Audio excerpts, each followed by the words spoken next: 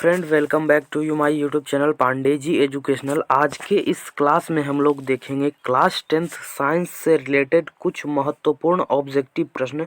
तो आप लोग हमारे साथ अंत तक बने रहें और चैनल पर पहली बार है तो चैनल को सब्सक्राइब करके बेल आइकन को भी प्रेस कर दें। इसी प्रकार का वीडियोज़ आप लोग को इस चैनल पर मिलते रहेंगे। देखिए, ये जो सीरीज़ है हम लोग का, और इस सीरीज़ में लगभग हम 400 से प्लस ऑब्जेक्टिव प्रश्न कराएंगे। तो आप लोग पूरा अंत तक देखें और यही सारे क्वेश्चंस जो 400 के अंदर में कराएंगे वीवीआई प्रश्न, इसी में से आपका 99% आएगा। तो आप लोग इस बात को भी कंफर्म समझिए और पूरे वीडियोस को आप लोग देखते रहिए, लगातार चैनल पर बने रहिए। चैनल पर पहले है तो चैनल को सब्सक्राइब करके बेल आइकन को प्रेस कर दें और दोस्तों के पास भी इसको शेयर करें। देखिए, क्वेश्चंस को शुरू करते हैं। पहला क्वेश्चन है कि निम्न में से कौन सा धातु है। तो निम्न में से कौन सा धातु है? ऑप्शन ए है सोडियम, दूसरा है क्लोरीन, ऑक्सीजन और नाइट्रोजन। तो इसमें से कौन सा धातु है? तो जो सोडियम है Na, वो एक प्रकार का धातु है, यानी कि ऑप्शन नंबर जो यहाँ पर ए है वो बिल्कुल ही करेक्ट आंसर हो जाएगा। इस बात को आप लोग ध्यान रखिएगा। ये सारा क्वेश्चन बहुत इंपॉर्टेंट है, तो आप लोग एक एक क्वेश्चन को आसानी से समझते जाइएगा और जो क्वेश्चन आपको नहीं समझ में आता है तो उसको आप लोग कॉपी पर लिख लीजिएगा या फिर कमेंट बॉक्स में लिख करके आप लोग प्रैक्टिस करते रहिए और लास्ट में ये ज़रूर बताइएगा कि आप लोग को ये क्लास कैसा लगा। दूसरा क्वेश्चन की तरफ चलते हैं कि जिसके वाहितम कक्ष में 1, 2 या 3 इलेक्ट्रॉन होते हैं वे क्या कहलाते हैं? ए धातु, बी अधातु, सी ए बी दोनों और डी इनमें से कोई नहीं। तो जिसके वाहितम कक्ष में 1, 2 या 3 इलेक्ट्रॉन होते हैं उसको धातु कहा जाता है, यानी कि ऑप्शन नंबर ए जो यहाँ पर है वो बिल्कुल ही करेक्ट आंसर हो जाएगा। इस बात को आप लोग ध्यान रखिएगा और ये सारा प्रश्न बहुत इंपॉर्टेंट है, तो आप लोग ये सारे प्रश्न को आराम से देखते चलिएगा और जो नहीं आता है उसको कॉपी पर लिख करके आप लोग याद कर लीजिएगा। चलिए तीसरा नंबर क्वेश्चन की तरफ चलते हैं कि प्रकाश के परावर्तन के कितने नियम है। तो प्रकाश के परावर्तन के 2 नियम है, इस बात को आप लोग ध्यान रखिएगा, यानी कि ऑप्शन नंबर जो बी है यहाँ पर वो बिल्कुल ही करेक्ट आंसर हो जाएगा। प्रकाश के परावर्तन के कितने नियम है? तो 2 नियम है। प्रकाश के परावर्तन के कितने नियम? 2 नियम। इस बात को आप लोग ध्यान रखिएगा और ये क्वेश्चन बहुत बार बोर्ड एग्जाम में पूछा जा चुका है। चलिए नेक्स्ट प्रश्न की तरफ हम लोग चलते हैं कि धातु का ऑक्साइड कैसा होता है। धातु का ऑक्साइड जो होता है वो कैसा होता है? तो जितने भी धातु है उनके ऑक्साइड भास्मिक होते हैं। इस बात को आप लोग ध्यान रखिएगा, यानी कि ऑप्शन नंबर जो बी है यहाँ पर वो बिल्कुल ही करेक्ट आंसर हो जाएगा। धातु का जो ऑक्साइड होता है वो कैसा होता है? तो वो भास्मिक होता है। और यहीं पर आप लोग इसको भी ध्यान रखिएगा कि जो अधातु होते हैं उनका जो ऑक्साइड होता है, अधातु का ऑक्साइड कैसा होता है? तो वो अम्लीय होते हैं। कैसा होता है? अम्लीय। अधातु का ऑक्साइड अम्लीय होगा और धातु का भास्मिक होगा। अधातु का ऑक्साइड अम्लीय और धातु का भास्मिक। इस बात को आप लोग ध्यान रखिएगा, ये क्वेश्चन बहुत ज़्यादा इंपॉर्टेंट है, पूछा जाता है बोर्ड एग्जाम में। अगला क्वेश्चन है कि मानव आहार नाल का सबसे लंबा भाग है। तो मानव आहार नाल का सबसे लंबा भाग क्या है? तो मानव आहार नाल का सबसे लंबा भाग छोटी आंत है, यानी कि ऑप्शन नंबर जो सी यहाँ पर है वो बिल्कुल ही करेक्ट आंसर हो जाएगा कि मानव आहार नाल का सबसे लंबा भाग कौन सा है? तो मानव आहार नाल का सबसे लंबा भाग छोटी आंत हो जाएगा। इस बात को आप लोग ध्यान रखिएगा और यहाँ पर आप लोग देख सकते हैं 2017-2021 में पिछले बार पूछा जा चुका है ये क्वेश्चन का। तो ये सारा क्वेश्चन बहुत इंपॉर्टेंट है। अगले प्रश्न की तरफ हम लोग चलते हैं कि प्रकाश संश्लेषण द्वारा किसकी प्राप्ति होती है। यहाँ पर बताना है कि प्रकाश संश्लेषण द्वारा किसकी प्राप्ति होती है और ये क्वेश्चन 2011 में पूछा जा चुका है कि प्रकाश संश्लेषण द्वारा किसकी प्राप्ति होती है। ऑप्शन ए है वसा, option B protein, option C glucose और ऑप्शन डी प्रकाश। तो प्रकाश संश्लेषण द्वारा ग्लूकोज की प्राप्ति होती है, यानी कि ऑप्शन नंबर जो सी है वहाँ पर बिल्कुल ही करेक्ट आंसर हो जाएगा। प्रकाश संश्लेषण द्वारा किसकी प्राप्ति होती है? ग्लूकोज का। इस बात को आप लोग ध्यान रखिएगा। प्रकाश संश्लेषण द्वारा किसकी प्राप्ति होती है? तो ग्लूकोज का होता है। नेक्स्ट प्रश्न की तरफ हम लोग चलते हैं कि विद्युत आवेश का एसआई मात्रक क्या है। विद्युत आवेश का एसआई मात्रक क्या है? तो विद्युत आवेश का एसआई मात्रक कूलाम होता है। इस बात को आप लोग ध्यान रखिएगा, यानी कि ऑप्शन नंबर डी जो यहाँ पर है वो बिल्कुल ही करेक्ट आंसर हो जाएगा, कूलाम होता है। विद्युत आवेश का एसआई मात्रक क्या होता है? कूलाम होता है। इस बात को ध्यान रखिएगा और ये सारा प्रश्न बहुत इंपॉर्टेंट है आपके बोर्ड एग्जाम की दृष्टि से, विशेषकर आप यदि जो बिहार बोर्ड से हैं तो आपके लिए ये सारा प्रश्न बहुत इंपॉर्टेंट है। तो आप लोग ये सारे प्रश्न को ध्यान से समझ करके याद कर लीजिएगा। नेक्स्ट प्रश्न की तरफ हम लोग चलते हैं कि 1 HP यानी कि अश्व शक्ति बराबर कितना होता है। यहाँ पर बताना है कि 1 HP बराबर कितना होता है, यानी कि अश्व शक्ति बराबर कितना होता है। ऑप्शन ए है 736 वाट, ऑप्शन बी 746 वाट, ऑप्शन सी 767 वाट और ऑप्शन डी इनमें से कोई नहीं। तो यहाँ पर बताना है कि 1 HP मतलब क्या होता है। 1 HP का जो मान होता है वो कितना होता है। तो 1 HP का जो मान होता है उसको आप लोग ध्यान से समझ लीजिएगा और ये क्वेश्चन पूछा गया है, इसको भी आप लोग देख सकते हैं। 1 HP बराबर 746 वाट होता है, यानी कि ऑप्शन नंबर नंबर जो बी है यहाँ पर वो बिल्कुल ही करेक्ट आंसर हो जाएगा 746 वाट। 1 एचपी में कितना होता है? तो 746 वाट होता है। इसको आप लोग ध्यान रखिएगा, ये प्रश्न बहुत इंपॉर्टेंट है बोर्ड एग्जाम की दृष्टि से। अगला प्रश्न की तरफ हम लोग चलते हैं कि विद्युत धारा उत्पन्न करने की युक्ति को क्या कहते हैं। कि विद्युत धारा उत्पन्न करने की युक्ति को क्या कहते हैं। और आप लोग देख सकते हैं कितना कितना बार ये सारा प्रश्न पूछा जा चुका है, इसलिए हम कहते हैं कि ये सारा प्रश्न बहुत इंपॉर्टेंट है। तो विद्युत धारा जो उत्पन्न करने का युक्ति है उसको जनित्र कहा जाता है, यानी कि ऑप्शन नंबर जो ए यहाँ पर है वो बिल्कुल ही राइट आंसर हो जाएगा। विद्युत धारा उत्पन्न करने की युक्ति को जनित्र कहा जाता है, इस बात को आप लोग ध्यान रखिएगा। अगला क्वेश्चन क्या है कि आरबीसी का जीवन अवधि होता है, यानी कि यहाँ पर बताना है आरबीसी का जीवन काल कितना होता है, ये बताना है इस क्वेश्चन में कि आरबीसी का जीवन अवधि कितना होता है। तो आरबीसी का जीवन काल 120 दिन का होता है, यानी कि ए यहाँ पर ऑप्शन नंबर ए जो है वो बिल्कुल ही करेक्ट आंसर हो जाएगा 120 दिन। आरबीसी का जीवन काल कितना होता है? तो 120 दिन होता है। आरबीसी का जीवन काल कितना होता है? 120 दिन होता है। इसको आप लोग ध्यान रखिएगा, आरबीसी का जीवन काल 120 दिन होता है। ऑप्शन नंबर ए यहाँ पर है जो कि करेक्ट आंसर हो जाएगा। आरबीसी का जीवन काल 120 दिन होता है।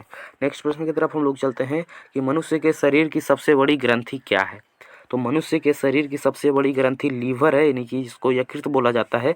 ऑप्शन नंबर ए यहाँ पर बिल्कुल ही करेक्ट आंसर हो जाएगा कि मनुष्य की शरीर की सबसे बड़ी ग्रंथि क्या है, तो लीवर है, यानी कि ऑप्शन नंबर ए जो है यहाँ पर वो बिल्कुल ही राइट आंसर हो जाएगा।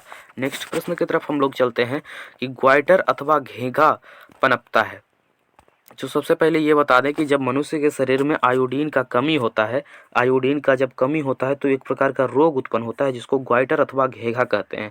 तो ग्वाइटर अथवा घेघा किससे पनपता है? तो आयोडीन की कमी से पनपता है, यानी कि ऑप्शन नंबर जो बी है यहाँ पर वो बिल्कुल ही राइट आंसर हो जाएगा कि आयोडीन की कमी से पनपता है। ग्वाइटर अथवा घेघा किससे पनपता है? तो आयोडीन की कमी से पनपता है, इस बात को आप लोग ध्यान रखिएगा। ऑप्शन नंबर जो बी यहाँ पर है, ऑप्शन नंबर बी जो यहाँ पर है वो बिल्कुल ही करेक्ट आंसर हो जाएगा, आयोडीन की कमी से। ग्वाइटर अथवा घेघा किससे पनपता है? तो आयोडीन की कमी से पनपता है, इस बात को आप लोग ध्यान रखिएगा। नेक्स्ट प्रश्न की तरफ हम लोग चलते हैं कि हीमोग्लोबिन की कमी से कौन सा रोग होता है। तो हीमोग्लोबिन की कमी से एनीमिया नामक रोग होता है, इस बात को आप लोग ध्यान रखिएगा, यानी कि ऑप्शन नंबर जो सी यहाँ पर है वो बिल्कुल ही करेक्ट आंसर हो जाएगा।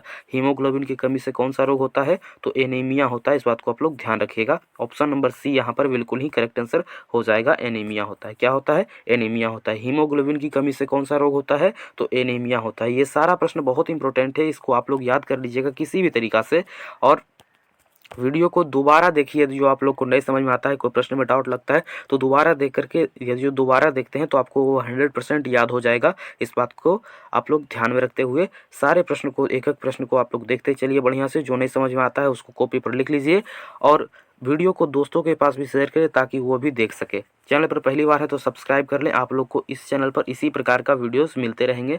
अगला क्वेश्चन है कि आवर्त सारणी में जीरो समूह का तत्व है। आवर्त सारणी में जीरो ग्रुप का तत्व कौन कौन है, इसको बताना है कि आवर्त सारणी में जीरो ग्रुप का तत्व यहाँ पर कौन है। ऑप्शन ए है हाइड्रोजन, दूसरा है हीलियम, तीसरा है कार्बन डाइऑक्साइड और चौथा है क्लोरीन। तो आवर्त सारणी में जीरो ग्रुप का कौन कौन तत्व है, तो इसको ध्यान रखिएगा। सबसे पहला जीरो ग्रुप का तत्व यहाँ पर जो ऑप्शन में दिया है उसमें हीलियम जो है वो जीरो ग्रुप का तत्व है, यानी कि ऑप्शन नंबर जो बी है यहाँ पर वो बिल्कुल ही करेक्ट आंसर हो जाएगा। हीलियम जो है वो जीरो ग्रुप का तत्व है, इस बात को आप लोग ध्यान रखिएगा। नेक्स्ट प्रश्न की तरफ हम लोग चलते हैं। अगला प्रश्न क्या है कि लोहे की परमाणु संख्या कितनी होती है। तो लोहा का परमाणु संख्या 26 होता है, इस बात को आप लोग ध्यान रखिएगा। लोहा का परमाणु संख्या कितना होता है? 26 होता है, यानी कि ऑप्शन नंबर जो बी यहाँ पर है वो बिल्कुल ही करेक्ट आंसर हो जाएगा। लोहा का परमाणु संख्या कितना होता है? 26 होता है, इस बात को आप लोग ध्यान रखिएगा। लोहा का परमाणु संख्या कितना होता है? 26 होता है। और ये प्रश्न बहुत बार बोर्ड एग्जाम में पूछा जा चुका है, ये इंपॉर्टेंट प्रश्न है, तो आप लोग इसको समझते चलिएगा। और जो कहीं पर भी आप लोग को समझने में डाउट लगे तो उसको कमेंट करके बताइए। और हाँ, साथ में जो वीडियो के अंत में आप लोग ये भी बताइएगा कि आपको क्लास कैसा लगा। अच्छा लगा तो अच्छा बताइए, खराब लगा तो खराब बताइए, लेकिन आप लोग वीडियो के अंत में कमेंट करके जरूर बताइए कि आप लोगों को क्लास कैसा लग रहा है। नेक्स्ट प्रश्न की तरफ हम लोग चलते हैं कि आवर्त सारणी में प्रथम वर्ग के सदस्य हैं। तो आवर्त सारणी में जो प्रथम वर्ग है उसका सदस्य कैसा होता है, यहाँ पर यह बताना है। ऑप्शन ए है अम्लीय धातु, ऑप्शन बी है क्षारीय धातु, ऑप्शन सी है अक्रिय गैस और ऑप्शन डी है मिश्र धातु। तो आवर्त सारणी में प्रथम वर्ग के सदस्य कैसे होते हैं इसको बताना है। तो आवर्त सारणी में प्रथम वर्ग के सदस्य जो होते हैं वो क्षारीय होते हैं, इस बात को आप लोग ध्यान रखिएगा। यानी कि जो ऑप्शन नंबर यहाँ पर बी है वो बिल्कुल ही करेक्ट आंसर हो जाएगा। आवर्त सारणी में जो है वो प्रथम वर्ग का सदस्य कैसा होता है, क्षारीय होता है, इस बात को आप लोग ध्यान रखिएगा। नेक्स्ट प्रश्न की तरफ हम लोग चलते हैं। उससे पहले आप लोग चैनल हैं, इससे पहले आप लोग चैनल पर पहली बार आए हैं तो चैनल को सब्सक्राइब करके बेल आइकन को प्रेस कर दे। देखिए अगला प्रश्न क्या है कि निम्न में से कौन सा पदार्थ लेंस बनाने के लिए प्रयुक्त नहीं किया जा सकता है। और ये क्वेश्चन बहुत बार एग्जाम में पूछा जा चुका है कि निम्न में से कौन सा पदार्थ लेंस बनाने के लिए प्रयुक्त नहीं किया जा सकता है। ऑप्शन ए जल, ऑप्शन बी कांच, ऑप्शन सी प्लास्टिक और ऑप्शन डी मिट्टी। तो यहाँ पर ध्यान रखना है कि कौन सा पदार्थ है जो लेंस बनाने के लिए उपयोग में नहीं लाया जा सकता है। तो जल भी लाया जा सकता है, कांच भी लाया जा सकता है, प्लास्टिक भी लाया जा सकता है, लेकिन जो मिट्टी है ऑप्शन नंबर डी ये लेंस बनाने के लिए काम में नहीं लाया जा सकता है। यानी कि ऑप्शन नंबर जो डी यहाँ पर है वो बिल्कुल ही करेक्ट आंसर हो जाएगा कि लेंस बनाने के लिए मिट्टी का प्रयोग नहीं किया जा सकता है। इस प्रश्न को आप लोग ध्यान रखिएगा और ये प्रश्न बहुत बार बोर्ड एग्जाम में पूछा गया है, ये 2022 में भी पूछा गया था एक बार, इसको आप लोग ध्यान रखिएगा। अगला क्वेश्चन क्या है कि प्रकाश के अपवर्तन के कितने नियम है। तो प्रकाश के परावर्तन और अपवर्तन दोनों के दो ही नियम है, इस बात को ध्यान रखिएगा। यानी कि ऑप्शन नंबर बी जो है यहाँ पर बिल्कुल ही करेक्ट, ऑप्शन नंबर ए जो यहाँ पर है वो बिल्कुल ही करेक्ट आंसर हो जाएगा कि दो नियम है। प्रकाश के अपवर्तन के कितने नियम है, तो दो नियम है। प्रकाश के अपवर्तन के कितने नियम है, दो नियम है, इस बात को आप लोग ध्यान रखिएगा। ये प्रश्न बहुत इंपॉर्टेंट है। नेक्स्ट प्रश्न है कि लेंस में कितने फोकस होते हैं। Option A 2, option B 3, option C 1 और ऑप्शन डी 2 या 3। तो यहाँ पर बताना है कि लेंस में कितने फोकस होते हैं। तो लेंस में 2 फोकस होते हैं, इस बात को आप लोग ध्यान रखिएगा। यानी कि ऑप्शन नंबर जो ए है यहाँ पर वो बिल्कुल ही करेक्ट आंसर हो जाएगा। लेंस में कितने फोकस होते हैं, तो लेंस में 2 फोकस होते हैं, इस बात को आप लोग ध्यान रखिएगा, अच्छे तरह से समझ लीजिएगा। नेक्स्ट प्रश्न की तरफ हम लोग चलते हैं। 20वां नंबर प्रश्न जो कि है, जो नेत्र निकट की वस्तु को साफ नहीं देख सकता है, जो नेत्र निकट की वस्तु को साफ नहीं देख सकता है उस नेत्र में होता है। यहाँ पर बताना है कि वैसा नेत्र जो निकट की वस्तु को साफ नहीं देख सकता है उस नेत्र में क्या होता है, कौन सा दृष्टि दोष होता है। ऑप्शन ए है निकट दृष्टि दोष, ऑप्शन बी है दूर दृष्टि दोष, ऑप्शन सी है जरा दृष्टि दोष और ऑप्शन डी है वर्णांधता। तो यहाँ पर बताना है कि जो नेत्र निकट की वस्तु को साफ नहीं देख सकता है उस नेत्र में क्या होता है। तो वैसा नेत्र जो निकट की वस्तु को साफ नहीं देखेगा उसमें दूर दृष्टि होगा, इस बात को आप लोग ध्यान रखिएगा। और जो नेत्र दूर की वस्तु को साफ नहीं देखेगा उसमें निकट दृष्टि दोष होगा, इस बात को आप लोग ध्यान रखिएगा। जो दृष्टि दोष बोलेगा क्वेश्चन में उसका अपोजिट होता है, इस बात को आप लोग समझ लीजिएगा। यदि जो बोल रहा है कि जो नेत्र निकट की वस्तु को साफ नहीं देख पा रहा है निकट की वस्तु को, तो उसमें दूर दृष्टि हो जाएगा। और यहाँ पर प्रश्न में यदि जो ये रहता कि जो नेत्र दूर की वस्तु को साफ नहीं देख सकता है तो उसमें कौन सा दोष होगा, तो दूर का वस्तु यदि जो उसको नहीं दिखेगा तो निकट दृष्टि दोष हो जाएगा, और निकट का वस्तु नहीं दिखेगा तो दूर दृष्टि हो जाएगा, इस बात को ध्यान रखिएगा। तो प्रश्न में कहा गया है कि निकट की वस्तु को साफ नहीं देख सकता है तो उसमें कौन सा दृष्टि दोष होगा, तो दूर दृष्टि दोष हो जाएगा। यानी कि ऑप्शन नंबर जो बी है यहाँ पर वो बिल्कुल ही राइट आंसर हो जाएगा, ऑप्शन नंबर बी, इस बात को आप लोग ध्यान रखिएगा। चैनल पर पहली बार है तो चैनल को सब्सक्राइब कर दें और दोस्तों के पास भी शेयर करें ताकि वो भी इसको देख करके इससे लाभ उठा सके। और कमेंट करके ये ज़रूर बताएं कि आप लोगों को क्वेश्चन मतलब ये पूरा क्लास आप लोग को कैसा लगा।